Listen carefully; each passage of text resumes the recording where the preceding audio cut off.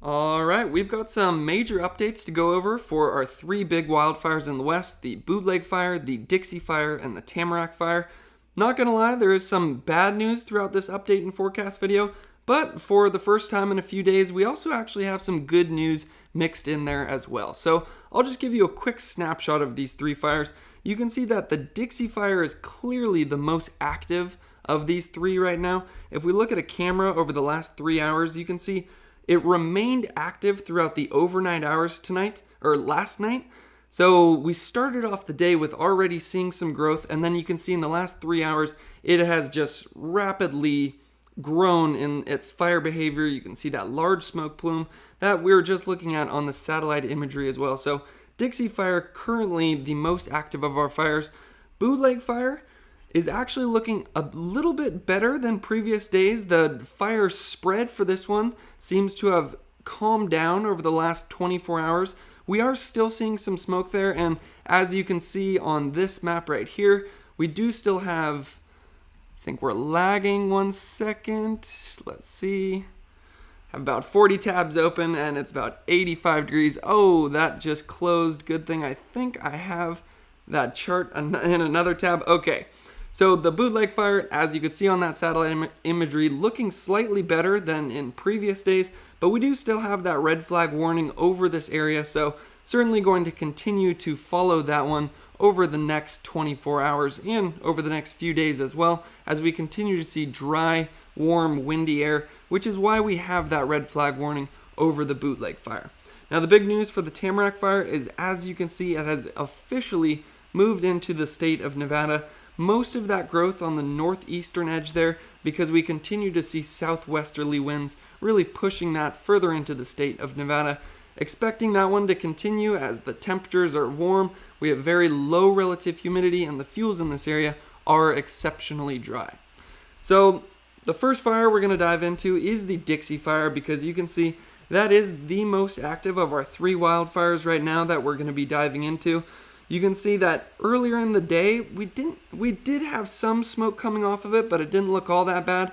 And then as you get into the afternoon hours, like we see every single day, when the temperatures get warmer, the relative humidity drops down and the winds pick up. That's where that fire behavior really picks up, and you can see that on the map right there. I'd say that is one of the most active imagery we've seen of the Dixie Fire, except for maybe that one thunderstorm day where we had the giant pyrocumulonimbus clouds and even some lightning coming off of that firestorm.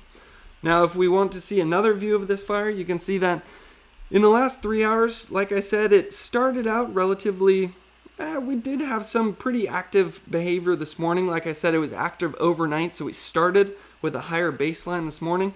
And then in the last 3 hours, you can see how much smoke is coming off of this one plume here. And then if you keep your eye on the left side of the screen here, you'll also see some of these other plumes pop up over here as well.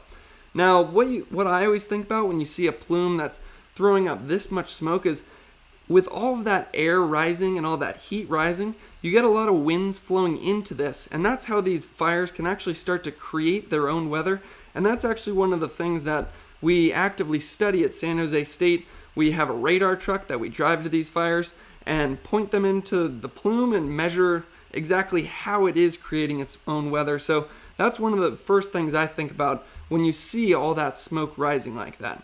Now, one other thing that I noticed in this video is also just how dry all these fuels look in here. We can't actually see what the fuels look like underneath this smoke plume or where the fire is actively burning, but I imagine they look a lot like that, where we have a lot of beetle kill, a lot of just very dry fuels, which makes sense for why this fire has grown as much as it has. And I'm also going to do what I've done in the past few days, closing out tabs as we go along, so that hopefully my computer can make it through this live stream. Again, when I film these, I have about 40 tabs open, and it's about 85 degrees where I am, so let's just cross your fingers that the computer can make it. So this is another image from the Dixie Fire. You can see that earlier in the day it was very hazy. That's typical when you have calmer winds in the morning. A lot of that smoke can really settle down to the surface. And then as that plume has really picked up throughout the afternoon, you can see we get those orange skies. This is pretty much directly underneath that plume that we were just looking at in that other imagery. So if we actually want to zoom in to the perimeter for the Dixie Fire, let's see if this will zoom in. Computer quite slow today. So zooming into the Dixie Fire, you can see exactly where the largest amount of growth has been. I'll start with the good news. This southern edge continues to look great. That was, again, one of the top priorities at the very beginning of this fire because they really wanted to keep it away from cities like Concow, Paradise, Magalia. Hopefully I'm saying that right there. But that was the big priority, was the southern edge of the fire, because they really didn't want it to go down into some of those more populated areas. And that is the good news. You can see on that southern edge where that perimeter is. And then also on this map, those red dots represent where there's active hotspots and active fires. You notice on that southern edge, you barely see any of those hotspots whatsoever.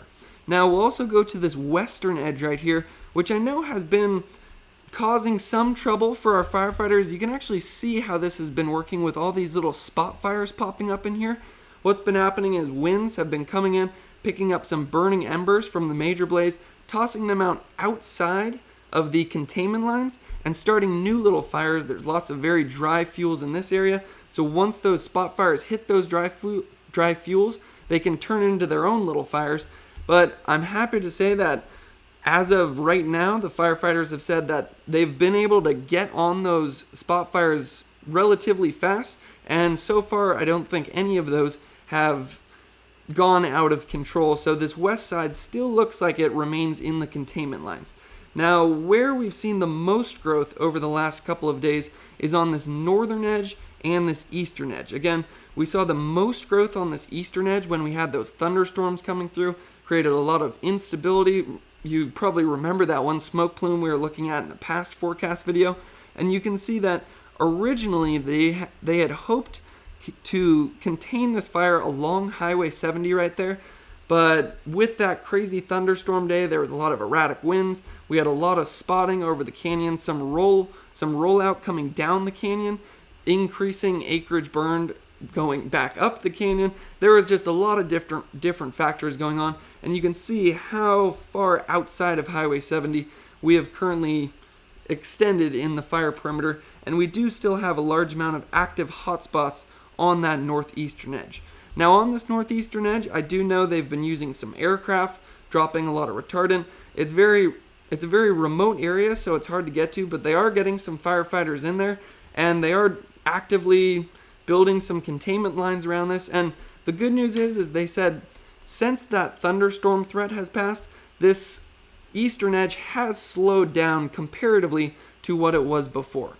Now, where we are seeing the most active fire spread and the fastest growth is on this northern edge. They actually had some containment lines drawn in here that they were hoping to stop this blaze in its tracks, but it's just been burning so actively with such extreme fire behavior that I believe, according to a CAL FIRE representative, they're actually pulling back to farther away lines to try to really strengthen those to just have a better chance by the time the fire moves up there.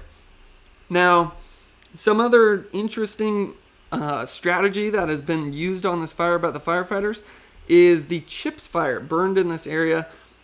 I don't exactly remember when the Chips Fire burned, but some of those lines that they built with dozers and hand crews for the Chips Fire, they're actually starting to be able to use for this fire, which is some great news because you're not just starting from scratch, you can just reinforce some of the lines that are already built in here. So it's great to hear that.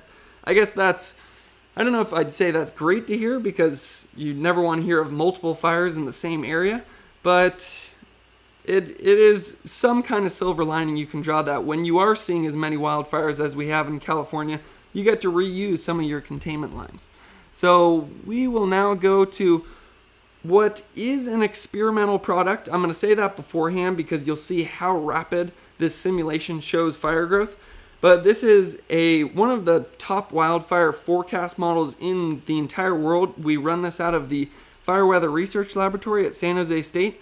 And there's a few things I want you to notice on this map. One, the activity of spotting. Two, where we see the most active growth. and 3, how this fire interacts with winds. So this is basically a forecast of what's going to happen to this fire over the next 24 hours. And again, it is experimental. So right there you could see some of the impacts of spot fires where you get some burning embers coming outside of the blaze, and then they start their own little fires, and then those can connect with the major blaze.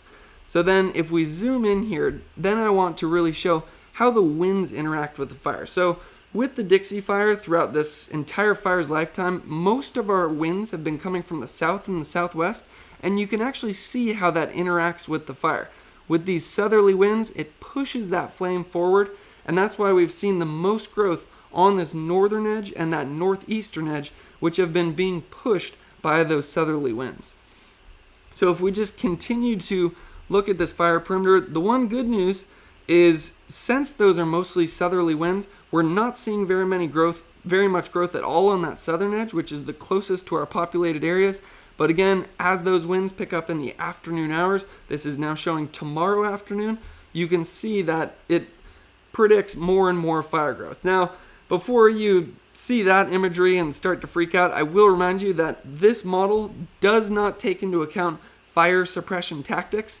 So I don't actually expect that very end of that video to happen right there.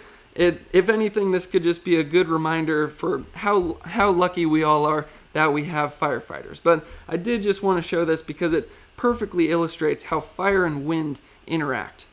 So now when it comes to the numbers for the Dixie Fire, you can see that these were updated about 2:47 this afternoon. It is currently at 85,000 acres, and unfortunately we haven't been able to gain very much containment over the last 2 days, but we do stand at 15%, most of that being on the southern edge.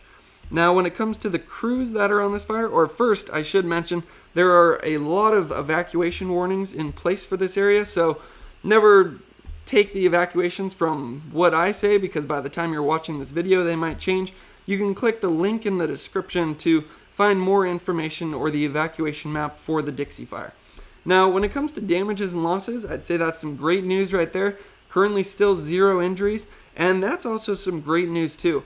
Every time we update this map, we get more and more personnel in this fire. Right now we have 3,345 personnel on this fire. That is a lot of people. 74 crews, 22 helicopters, 237 engines, 56 dozers, 42 water tenders, and I do know there is some aircraft on this as well, because we have seen some of those drops on that, especially on that northeastern edge where they're starting to slow the fire down. So before we get into the weather, I do want to just show this because I think this is a good thing to look at. It's the incident update. Right now, it shows that currently 2 structures have been destroyed and 810 structures are currently threatened. So again, that's slightly worse than the last time we looked at one of these incident reports. But you might disagree with what I'm about to say here, because I certainly don't want to downplay the importance of this event, but I personally always try to look at past wildfires as well to put current ones into perspective.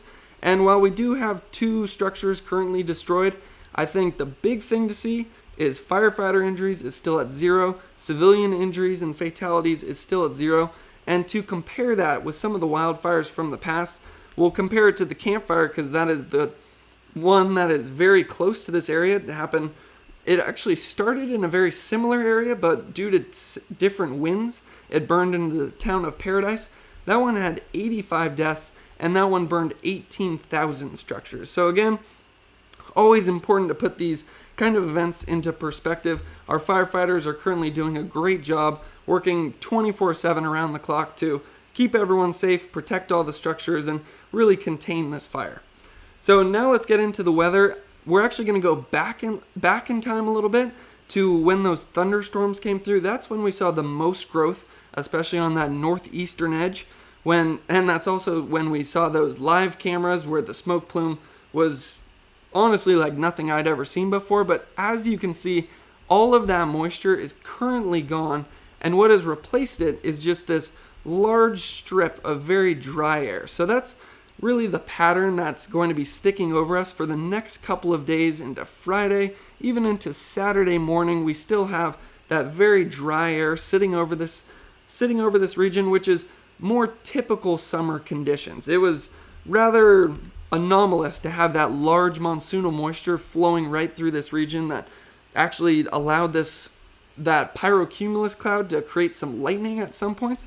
Now we're returning to a more normal summer condition, although which can be some good and bad news. Good news is that I'm not expecting any of those thunderstorms to roll through in the next couple of days. The bad news is with dry air, you get drier fuels, and then with drier fuels, it's easier for a fire to spread and start new little spot fires. So it's kind of a double-edged sword. No more thunderstorms with erratic gusty winds, but dry air does continue to dry out our fuels.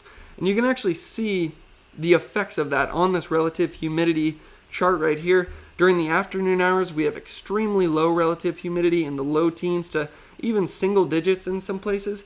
And what might even be more important is during the nighttime hours, we're not seeing it jump up to 60 or 70%, which is what you typically see in nighttime hours when you get cooler temperatures, relative humidity can rise up. You can see that it remains extremely dry 24 hours a day. So that's what's been allowing this fire to burn actively throughout the nighttime hours. That's something we've seen the last 2 nights, very active behavior during the nighttime hours. That's part of the reason, or one of the biggest reasons we have seen that active growth remains very dry throughout the night. Now when it comes to the winds, you can see that while our flow for the first few days of this fire was almost always from the southwest, that's why it kept pushing to the north and northeast, you can see, again, we're returning to a more typical pattern for this area. We get more southerly winds in the afternoon, and then during the nighttime hours, it switches to northwesterly, and then that happens again tomorrow, and then tomorrow night as well. So we're going to start to see that diurnal shift more in the winds than we have been seeing in previous days. Then when it comes to the temperatures, you can see we're still warm into the mid to high 80s, so I think if I just had to do a summary of the fire weather conditions for the Dixie Fire, looks like we're switching to a more normal pattern for summer, not seeing that monsoonal moisture anymore, but normal pattern for summer means that we are hot, we are dry, and we're windy. So unfortunately, I do expect to see more growth, especially on that northern edge where we get those southerly winds in the afternoon that really push that northern edge forward at the time of the day when we're also the warmest and the driest. So just to summarize the Dixie Fire, I would say we will continue to see some growth on that northern edge. Good to see that the eastern edge isn't growing as fast as it was when those thunderstorms came through. And it's great to see that on the very southern edge, we are not really seeing any hot spots whatsoever or growth on that very southern edge. Now, with all that being said, there are current evacuations in place for the Dixie Fire. Again, don't take this map as it is in this video. I'm not sure when you'll actually be watching this or if these will be updated by then, but the link is in the description, so you can click that to get all the most recent updates on the evacuation warnings for the Dixie Fire. Now, the next fire we're going to look at is the Bootleg Fire in Oregon. And I would say this is actually where some of the good news comes in. You can see, well, good and bad news. Bad news, it is still burning. You do still see some smoke coming off of it. Good news is that's way less smoke than we saw just a few days ago when we had just gigantic pyrocumulus clouds going all the way up into Idaho. Just the smoke plume actually looked kind of like the Dixie Fire looks like right now. So if you look at all that smoke coming off right now, again, not as bad as we were seeing in previous days. And just to illustrate that, we'll actually go back to this video I did on Twitter. I do these on Twitter where I just do like the quick 1-minute update. And I just want you to look at what the Bootleg Fire map looked like at that time. You can see where the previous fire perimeter was, and we had large areas where the hotspots were outside of that previous fire perimeter. You can see the yellow circles there. That means it's very extreme fire activity. There's a lot of heat being picked up by the satellites. And if you compare that, so we'll close out of that.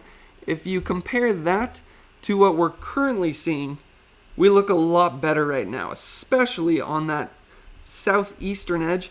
And really just in the fire in general. We do still have some of these hotspots outside of the previous day's fire perimeter, but you can just see, compared to that map a few days ago, we are seeing much less of those hotspots outside of the previous fire perimeter, and we're also not seeing those giant yellow spots which indicate very active, extreme fire and just a lot of heat coming off of it. So overall, less smoke coming off right now, less heat coming off right now, but we do still have those hotspots on that, especially that northern edge.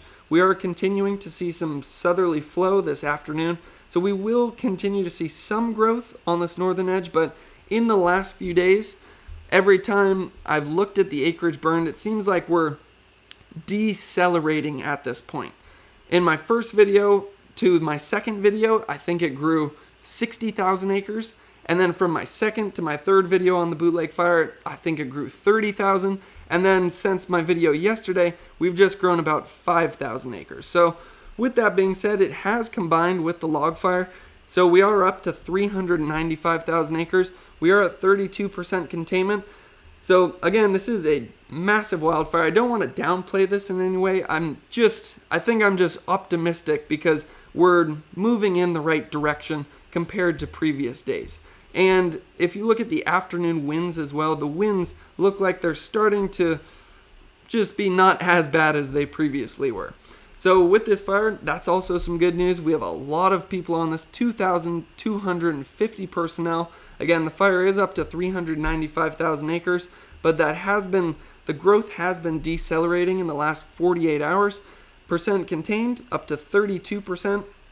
But again, just thinking back on some of the previous days, we did see a lot of extreme activity with this one, crowning, running, spotting, and I'm not saying that that's not going to continue to happen. I'm just saying that we're looking better than previous days. To really drive that point home, I'll just highlight that the fire will continue to be extremely active with gusty winds and extremely dry fuel. So I'm in no way saying that the Bootleg Fire is over or that it's not important anymore. It will likely continue to grow as we do still have very critical fire weather conditions, just looking better than previous days. So again, when it comes to the weather forecast, you can see slightly cooler than we were looking a few days ago, but we are still in the mid to upper 80s. We also still have those afternoon wind gusts getting up to 25, 30 miles per hour in the afternoons. Good news is they seem to drop down in the nighttime hours. And we also have relatively low relative humidity. And that, well, right there it says both today and tomorrow just dropping to around 18%. There are some areas, especially in the higher elevations, where it drops down to around 11 or 14 was what I was seeing on some of the observations. So if I just had to summarize the Bootleg Fire, I'd say looking better than previous days, but we do still have very critical fire weather conditions. It's warm. We have those afternoon wind gusts. There's some very dry air currently moving into this region. So we do still have a red flag warning. I think if there's any takeaway from the Bootleg Fire, it's just how amazing those over 2,000 personnel have been on this. They have been under a red flag warning, I believe, for like 10 or 12 straight days. So the fact that they've been able to slow this fire down and get some containment on it is just simply amazing. Although I do expect that red flag warning to continue into tomorrow. So I am going to continue to monitor this fire closely because anytime a red flag warning is in place, you really never know exactly what could happen with future fire behavior. Now, with all that being said, there are a decent amount of evacuation orders still in place. You can see where that fire perimeter is. All that red area is where you should go and leave immediately. That green area is where you should be ready to leave. And again, don't take that map's word for it. Click the link in the description to get the most recent update. So the last fire we're going to talk about is the Tamarack Fire over here right on the California-Nevada state line. And you can see more smoke coming off of that right now than we were seeing yesterday. It's moved into some very critically dry fuels. It's in some steep terrain as well. So a lot of different factors working together to really increase the fire behavior on this one. You can see a large amount of smoke coming off of that right now. I'd say if we had to draw a silver lining, it looks like because our winds are mostly from the southwest, most of that smoke is staying out of our more populated areas around Tahoe. So I guess you could look at that as some good news right there, because sometimes some of the biggest impacts from wildfires will actually be on air quality and the effects it has on people's health just due to breathing in all that smoke. So good news is we're not seeing southeasterly winds blowing it directly into Tahoe, but bad news, we are seeing certainly more smoke than we saw in previous days. Now we can actually look at what this fire looks like on the camera that's been showing over the last 3 hours. You can see it just looks a lot more active than the last time we were looking at one of these cameras for the Tamarack Fire. A couple other things I noticed. One, it looks like there's 2 retardant lines drawn in right there. I thought that was pretty cool to see. 2, you notice how steep that terrain is right there. That if you don't know, the steeper the terrain, the faster a fire can spread uphill. I'll just restart this while I say the last point. And the third thing I noticed is what I think is one of the biggest factors for this, and what they repeatedly kept stating in the incident report, is how critically dry the fuels are in this area. And you can actually see that on this live imagery. That entire,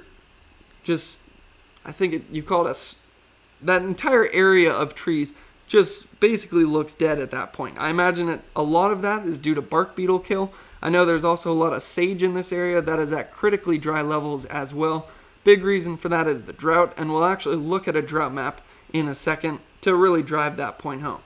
Looking at the fire perimeter though, first thing I notice is that it has officially crossed the Nevada line, so it is currently into Nevada, and that is the area of the fire where we are seeing the most active spread over the last few days. Most of the new growth has been to that northern edge, although you do see some of these hot spots remaining on the southern edge here and the northern edge. It's actually a little surprising to see those hot spots remaining on the southern edge, because most of our winds have been from the southwest.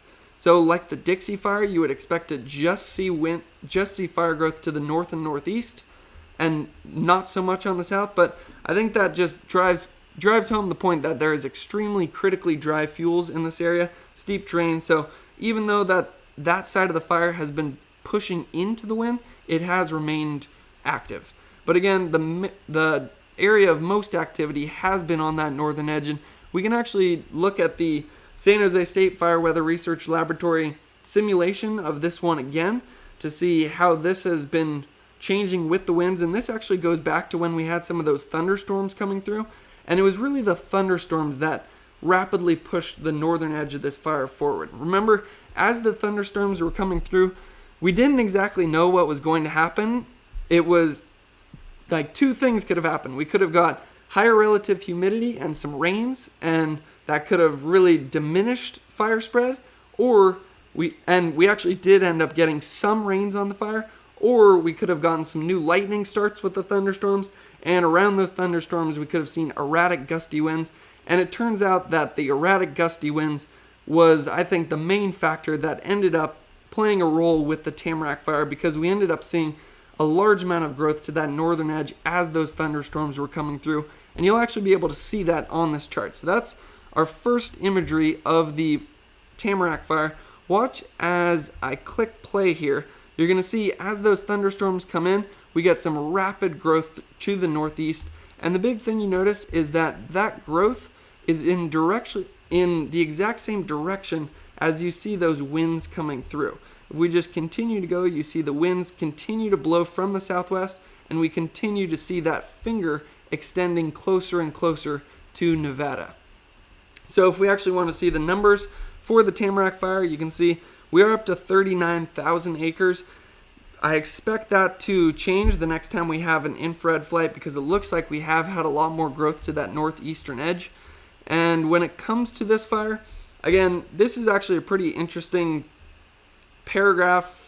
couple of paragraphs to read. I put the link in the description for this. I'm not going to read the entire thing, but they're basically talking about the history of this fire. It started on July 4th due to lightning.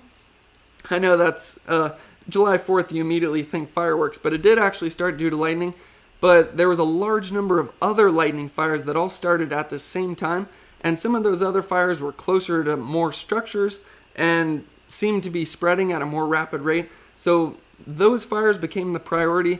They basically kept this under they monitored this, but weren't able to actually attack it because there were other higher priority fires. And then on July 16th, we had some extreme winds and low humidity come through.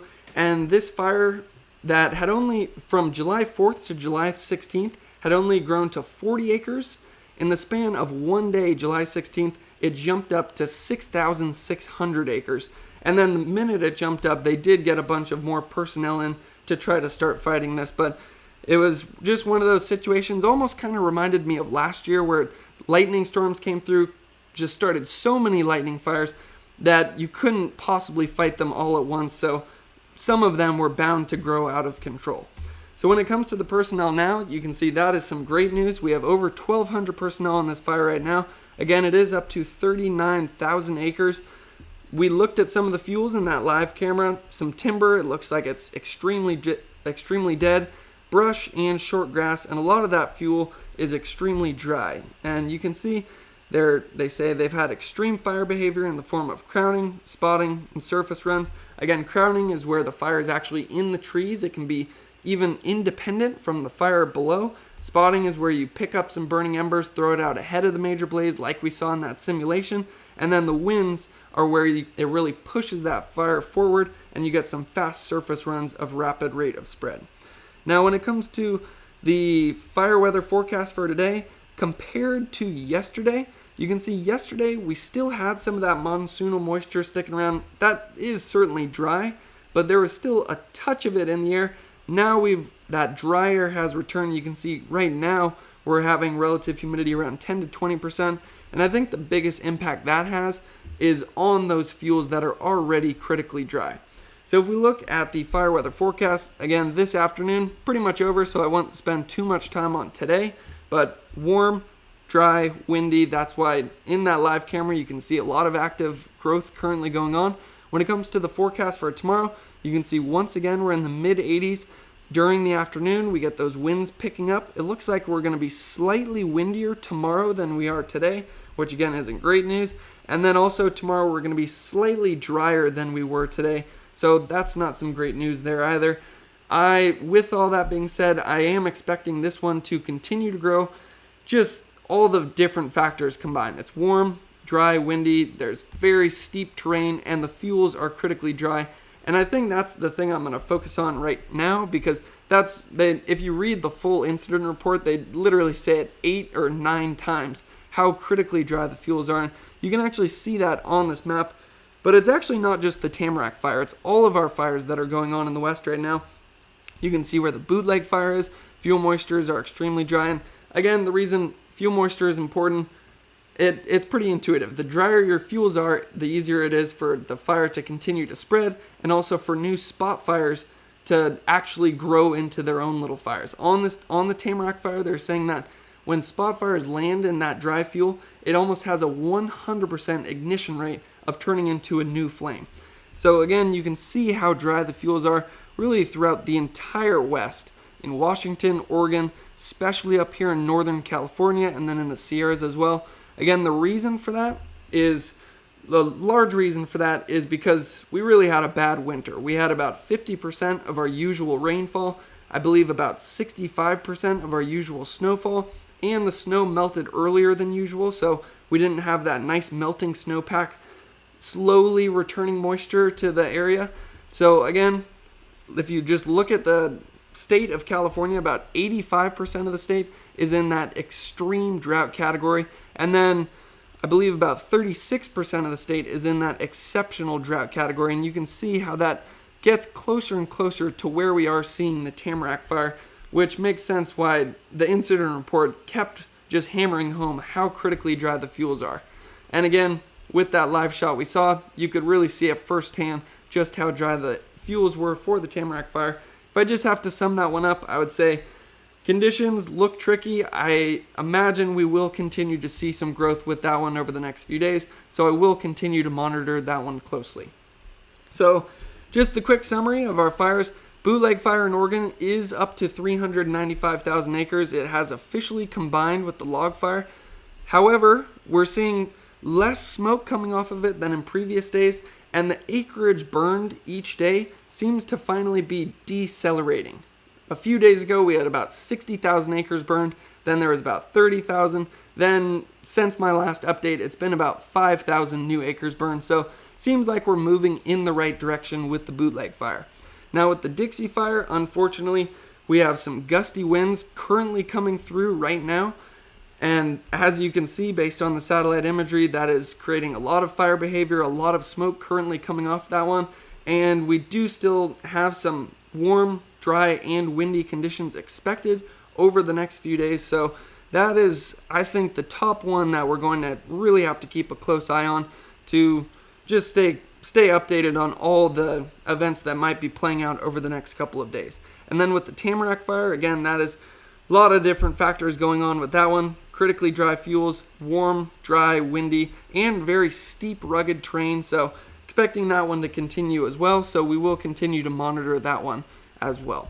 If we actually want to take one last look at the fire perimeters, I would say the key takeaway for the Tamarack Fire is that it has officially moved into Nevada, and most of the growth over the last couple of days has been that finger extending into Nevada. Most of that reason is because of the southwesterly winds, which are going to continue, so we will continue to see some growth on that northeastern edge.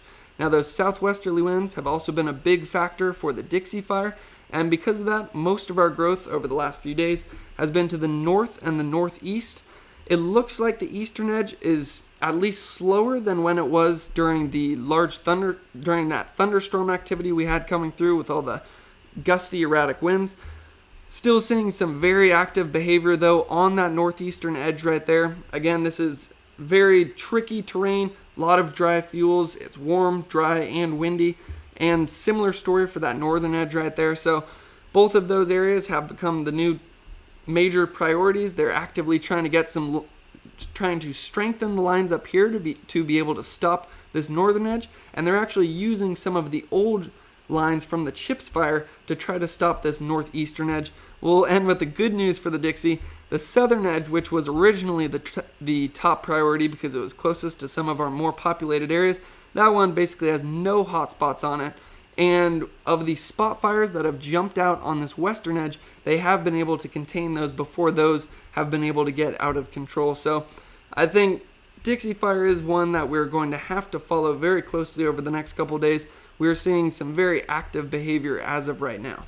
Now then again, one last look at the Bootleg Fire. If we go all the way up to it, there it is in Oregon. I showed the view of what this looked like a few days ago from my Twitter feed, where we had large active growth outside of the previous day's perimeter with some yellow circles popping up, which shows a lot of heat being thrown off by this fire. We do still have some hot spots outside of yesterday's perimeter, but you can see that it's slowing down. I think that basically just sums it up. However, we do have a red flag warning currently over this fire. I'm expecting another red flag to pop up tomorrow afternoon, so I am going to keep a close eye on the Bootleg Fire moving forward. And again, if you want to see all those live cams, you can go to Alert Wildfire. They have just a great resource where you can actually look at all the fires that we are talking about. So hopefully this video was helpful. I'll continue to do these updates as these fires progress, and stay safe out there, stay updated with all the local resources, and thanks for watching.